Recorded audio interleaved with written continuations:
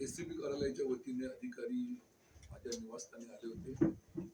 त्या अनुषंगाने माझं हॉटेल, माझं जुनं घर, त्यानंतर माझं शिवसेनेचं पक्ष स्वतःचं कार्यालय या ठिकाणी चौकशी करून तपास काम करून 10 तासानंतर संध्याकाळी 7 वाजता त्यांनी आपला अहवाल तयार केला आणि मला सांगितलं की आता पुढील कारवाई करता आम्ही वरिष्ठांकडे पाठवतो, त्यांच्याकडून पुढचे निर्देश घेतो आणि तुमच्या विरुद्ध पोलीस स्टेशन रत्नागिरीमध्ये तुम्ही, तुमची पत्नी आणि तुमचा मुलगा या तिघांवरती गुन्हे दाखल आम्ही केलेला आहे.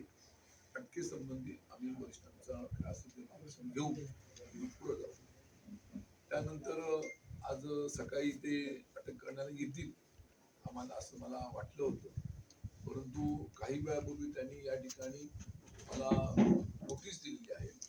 ही नोटीस दिलेली आहे सुशांत चव्हाण, पोलीस उपअधीक्षक लाचलुचपत प्रतिबंधक विभाग रत्नागिरी यांच्या वतीने नोटीस दिलेली आहे.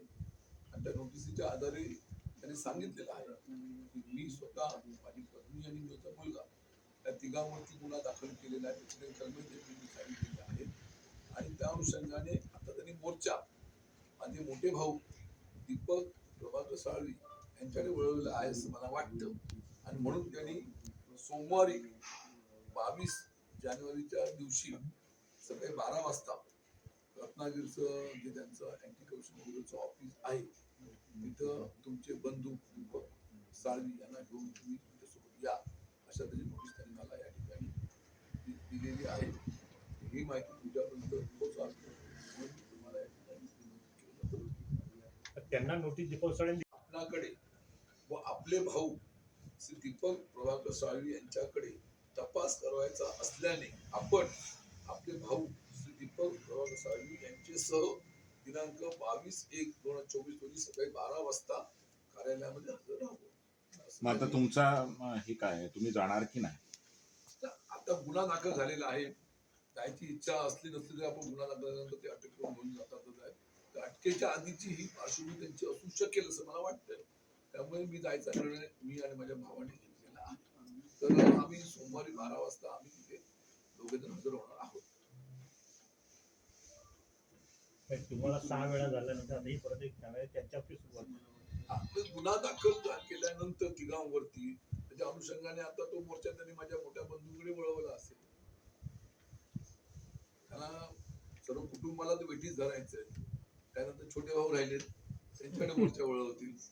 हे सर्व कुटुंबाला त्रास द्यायचा हा त्यांचा प्रकार आहे. तुमच्या नजरेमध्ये आणून द्यावा या उद्देशाने तुम्हाला मी याआधी तुमच्या गेलो अलिबागच्या कार्यालयामध्ये. त्यावेळेला माझी, माझ्या पत्नीची, माझ्या दोन्ही मुलांची, माझ्या पीएनची, त्यानंतर माझ्या मतदारसंघामध्ये जे ठेकेदारांनी कामं केलेली आहेत विकासाची, त्यांना नोटीस 70 लोकांना नोटिसा निघाल्या.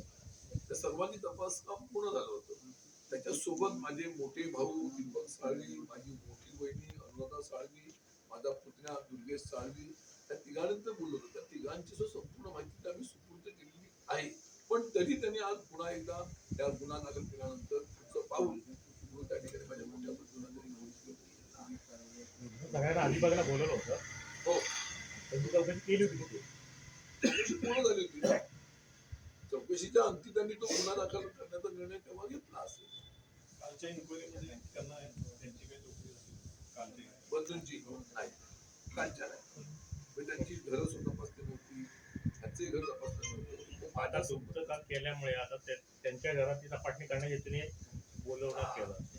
कुटुंबाला त्रास देणं हा त्यांचा एकमेव अजेंडा दिसतो. तुमच्यावर जो गुन्हा दाखल झालाय की 3 कोटी आणि काय वरती अपसंपदा जी गोळा